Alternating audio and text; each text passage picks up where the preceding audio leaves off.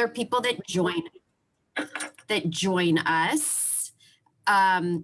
My name is Sheila Gold. I'm the Executive Director of Recruitment and Admissions for Tulane School of Professional Advancement, and I am joined by several colleagues of mine who will be going through the slides today and explaining our program, talking about the history of the school, student support, and then, of course, the admissions process. At the end of this webinar, we will have some time for some Q&A. But I always like to let prospective students know that we are available after the webinar if you all want to reach out to us through email. We love to hear from students. We actually philosophically believe that the admissions process is the beginning of our relationship building with students. So we highly encourage you all to reach out to us. Dalila is the director of the Prior Learning Assessment Coordination Program, and one of our program directors, Amanda Hassan, is our Director of Advising. Once again, I'm Sheila Gold, and then behind the scenes is Ann Conlin, our colleague, who's making the magic happen by moving the slides along. So you could reach out to any of us. But we will go ahead and get started. I am going to draw your attention to the chat box at the bottom. Anne has just put a welcome for you all in that chat box, and that's also another place that you can drop some questions, and we will address those towards the end of the program. So I'm going to let Amanda share a little bit about the history of our school, and we'll go ahead and get started. Amanda? Thanks, Sheila. All right, well, welcome everyone. As many of you know, since some of you may be current students, and some of you, this may be some new information to you if you are joining us and are interested in coming to SOPA. But the School of Professional Advancement, which is known as SOPA to all of us, has a long history since the beginning of the university, especially like when the university started as the Medical College of Louisiana, of educating adult learners. And so taking, the experience and the knowledge that you guys have, putting it into the classroom and then learning from faculty and your peers and all the folks that are here at SOPA, we have just continued to, educate the folks that are just like you, who are working adults, who have families. And so we will continue to do that, because that is one of our biggest commitments and something that we've been doing over the last 130 years, and we'll continue to do it for the next 130 years moving forward.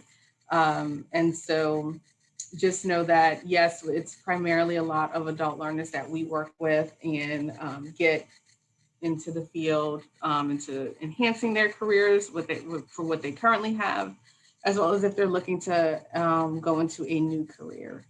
So you guys, as well as our traditional learners, kind of all learn together in that light. And speaking of all of that experience, this is why we are here today. We are going to talk today about the Prior Learning Assessment. We call that the PLA, where a lot of you guys come into the classroom with an abundance of experience. Those experiences can be translated into credit. And so what we do is we look at what you have done over the last couple of years and see where your experience matches up with coursework, and then you will get credit awarded for you. So the credit for prior learning can be awarded for anything that's, again, learning that you've done outside of the classroom. So like any of your work experience, anything that you've done community service-wise, and also military training.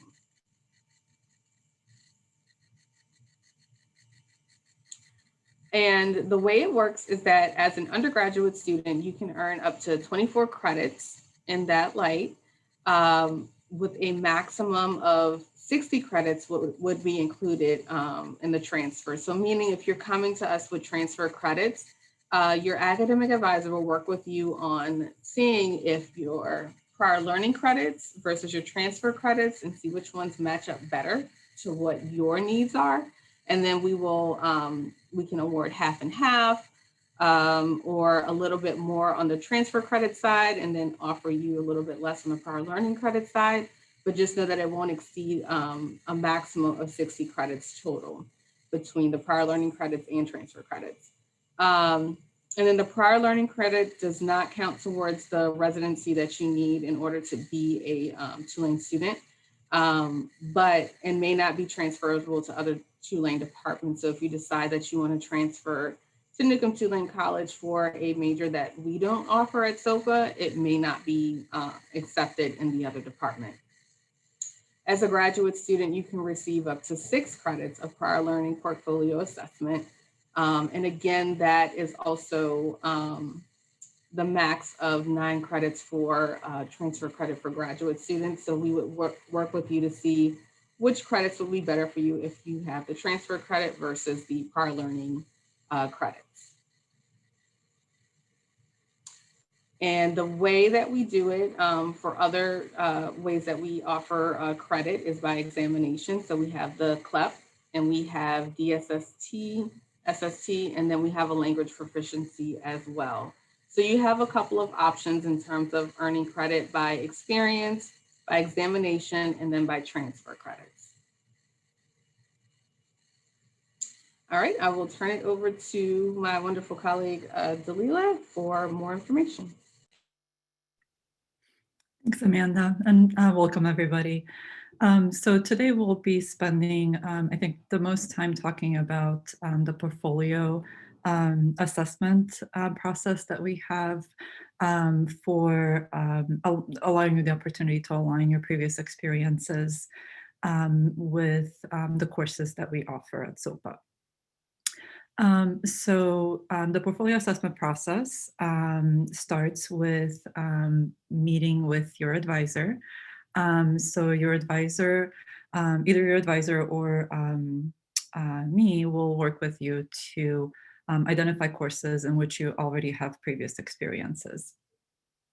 And then the next step in the process would be to learn how to develop a portfolio. So portfolios are usually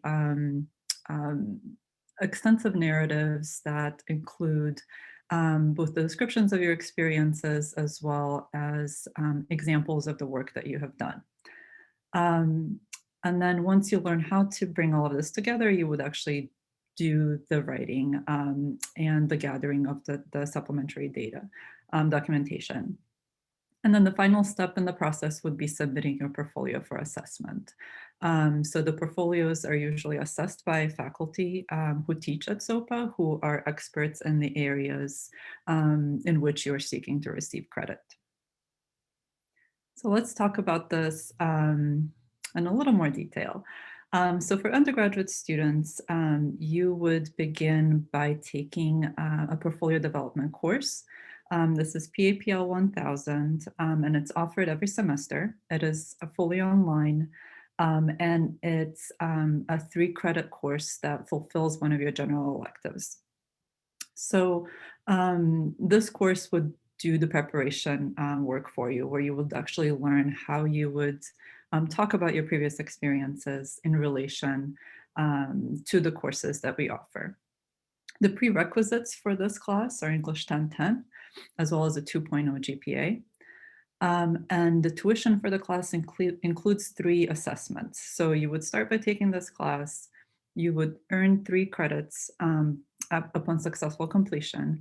And then once you are done with the portfolio development course, you can prepare 3 assessments for 3 different courses in which you might have experience. And the cost of these assessments would be included in that tuition that you've paid for the portfolio development class. So technically you can earn up to 12 credits for the cost of 1 class. And then for graduate students, we have a self-guided version of this class. It does not have any credits. It's a non-credit course. And the cost for that class is $1,000, which includes 1 portfolio assessment. If you wanted to complete another assessment, the cost for that would be $450. And then the next slide. So what does the portfolio look like? So each portfolio that you would develop has to be aligned with the class that's offered at SOPA. all of the classes we offer are not eligible for portfolio assessment. So this is why it's really important to meet with me or with Amanda and discuss which courses might be available that align with your experience. So for example, most of the courses in our applied programs are eligible, but they exclude any internships, labs, and then also most of our humanities and liberal arts courses are not included as part of this process. As I mentioned, the portfolio is a written narrative that includes supporting documentation. So each narrative is usually 15 to 25 pages at the undergraduate level and about 20 to 30 pages at the graduate level. So I usually think about them as sort of your final papers that you might write for a particular class. And then the narrative has to demonstrate that you have mastery of each of the learning objectives for a particular class. So I think on the next slide, we have an example of learning outcomes that you might see for a class in which you have previous experience. So this is one of the classes that a lot of people that our students at SOPA have experience in because they work in offices and often have to engage in some sort of internet collaboration. So this is a class in our IT program. It's an introductory course, and these are the learning outcomes for that class. So what this means is that if you were to take this class, by the end of the course, you should be able to do or complete these 6 outcomes. So if you wanted to earn credit for this class without taking it, based on your previous experiences, you could develop a portfolio. So in your portfolio, you would take each one of these outcomes. So define elements of the internet. So you would take that outcome and then describe how you've done this through your previous experiences. Demonstrate the ability to store and retrieve files or documents from the internet using cloud applications. Again, write about your experiences in doing this in your either work or community experiences outside of school. Explain the best use cases for internet collaboration. This is where you could potentially also include additional documents. So if you've worked with other folks and collaborated using the internet, you might have somebody write a letter and say, you know, it was really easy to work with this person. And these are the types of things that they did. And this is how they set up our documents in the cloud and whatever the circumstances were. So you would explain it and then show an example of what this looked like in your experience. And as I mentioned before, your narrative has to address each one of the outcomes and demonstrate mastery in order for you to receive credit for this class. And then once you have completed the narrative, you've gathered all of your documents, you would submit the portfolio to be assessed by a faculty member who teaches, in this example, who would be teaching in the IT program and who would have expert knowledge of this area. The assessors would use a standardized rubric to assess your portfolio, and they would evaluate it based on both content and style. So they would be looking to make sure that you meet all of the learning outcomes of the class, but that you're also meeting all of the stylistic guidelines, that there's minimal grammar and stylistic errors and things like that. And then if the portfolio is assigned a passing score, you would receive credit for that class, and it would be included in your transcript as credit by examination. And next slide. All right, so if anybody has any questions, I would like to talk more about this. You can reach out to me. You can post your questions in the chat, and we'll address them after the presentation today, or we can schedule a time and talk more individually as well. And I will pass it on to Sheila right now, who will talk about application process. Thank you. So we certainly hope that being able to get credit for, prior experience is appealing to you all, as well as just our programs in general. So some information about the application process. Our application lives on our website. It's an electronic application, and sopa.tulane.edu is our web address, and there's a big button at the top that says apply. You click that. For those of you who are interested in undergraduate or post-baccalaureate certificates, that's the undergraduate application. And then for our graduate certificates or master's program, that's the graduate application.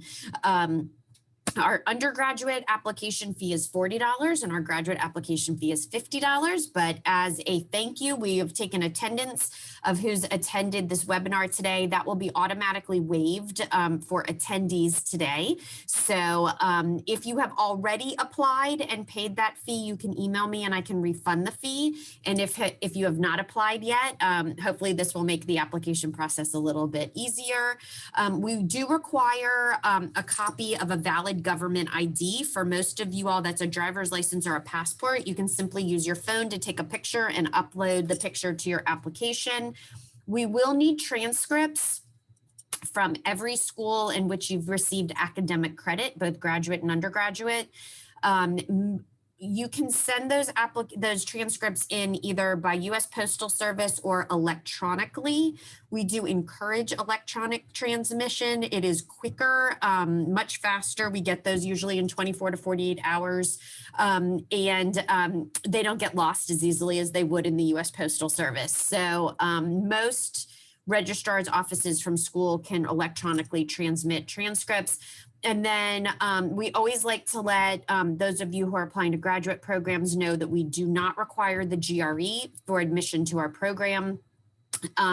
We subscribe to the data that shows that GREs are not good indications of success in graduate school.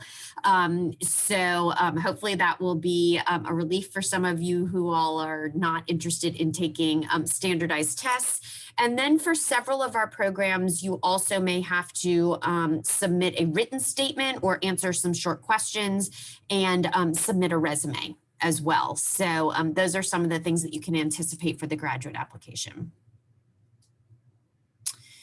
Some additional information about our program. We have 3 starts each year. For those of you who are interested in starting in the fall, our application is open and we are still accepting applications. That application is not due until August 1st. For those of you who are interested in starting in the spring, the January semester, January 1 is our deadline. And then for those of you who are interested in summer term, who are thinking ahead a whole year, May 1 is our application deadline.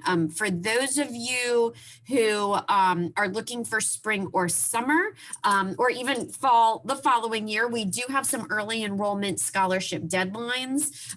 If you get your application in for fall and are admitted and register for classes by June 1, you will get a scholarship. Same for spring. If you apply or admitted and register for classes by December 1st, or for those of you looking to next summer, if you apply or admitted and register for classes by April 25th, you will get an early enrollment scholarship. The scholarship is automatically awarded for those of you who register by those dates. There's a $200 scholarship towards your first semester's tuition for undergraduate and $500 for graduate. That automatically applied if you register by those dates. That's just our way of not only encouraging students to register early, but also to make your transition into undergraduate or graduate a little bit smoother your first semester. Okay, so we always like to let students know a little bit about the affordability of our school. We certainly know that higher education is an investment. We are perfectly aware of that, but we are very conscious about keeping our tuition point lower than the rest of the university. That's part of our commitment to working adults, because we know that you have other commitments of your time and your money. Our undergraduate tuition rate per credit is $576, and for graduate school, it's $1,119. The majority of our classes are 3 credits each.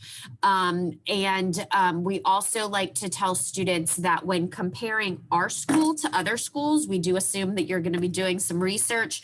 We have very, very low fees on top of our tuition. The vast majority of what you're going to pay for is just your tuition. Keep that in mind when comparing us and other schools. Even within our own area, there are other schools that look like they have the same tuition rate, but when you start adding on fees, it almost doubles what you pay per semester. That is not what we do at SOPA, and we're very intentional about that. Even so, many of our students do apply for financial aid. We encourage you to do that if needed. You will need to fill out the FAFSA form, which is the federal form for financial aid. And we have folks in the financial aid office that are available to help you, as well as in our office. The types of aid available to students are federal grants and loans. We also are very proudly a yellow ribbon school for those of you who are veterans. And we also offer several different 20% discounts on our tuition rate for active duty military and veterans, active and retired safety personnel, EMS, those sorts of safety personnel. And then we do have a 20% scholarship for those of you who may have received a bachelor's degree or an AA degree from a minority serving institution, such as an HBCU or a Hispanic serving institution. And so I would encourage you to look at those discounts as well. I also like to point out that we like to share with students ways that they can get credit for prior learning, like we shared earlier, but that is also a discount to you all. If you do not have to take those courses, that's a savings of time and of tuition. So of course, it's 6 credit hours for graduate and 24 for undergraduate, which could be a significant savings of time and money. All right, so some more information that's interesting to you all is on the screen. Dalila's information is also on the screen. And then if anybody has any questions, you can go ahead and put them in the chat.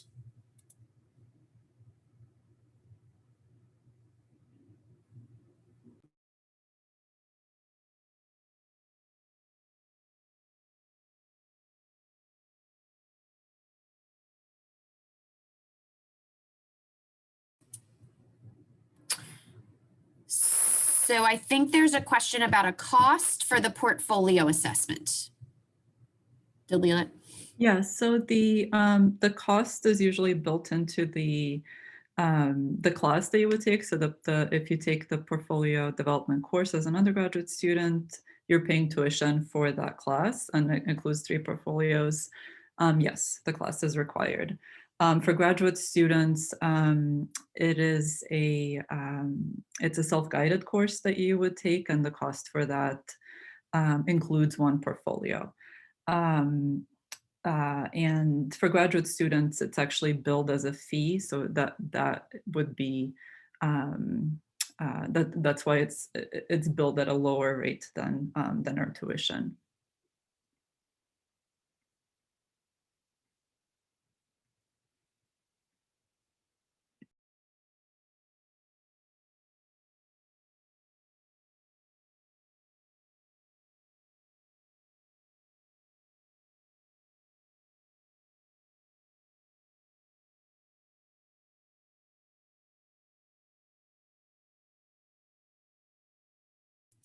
So once an application is submitted, it really does not take us very long to go ahead and review it. We do submitting an application and completing an application are 2 different things. So for instance, you may have filled out all your information and submitted the application, but perhaps we haven't received your transcripts yet from the schools that you're sending us. So as soon as we get all of the pieces of the application, we can go ahead and review those relatively quickly. We do review applications on a rolling basis. So the earlier you get your application in, the quicker we will review it and we can go ahead and get you an admissions decision. So I very much encourage students, if you're interested in applying, don't wait. There's no advantage to waiting. If anything, there's an advantage to going ahead and submitting your application early. And then hopefully you will get admitted and be able to register early and get the early registration discount. Do you want to, Amanda, there's a question about advisement on the 2 campuses. Yes, we're actually open to meet with students at either campus. So it just depends on your needs. And if you can meet at Elmwood, that's great. And if you need to meet at the Uptown campus, that's also fine too. And then general admissions graduate questions. Should I just put the Ask SOPA email out there, Sheila? Okay. Ask SOPA at Tulane.edu if you have questions. Yep, so general questions about our programs can be sent to asksopa@tulane.edu. We monitor that every day. But if there's no other questions, we certainly appreciate you all being with us today. Once again, feel free to reach out if you have any questions or if there's anything else that we can do for you all. And we certainly hope that we will be welcoming you to campus as students very soon. Thank you, everyone.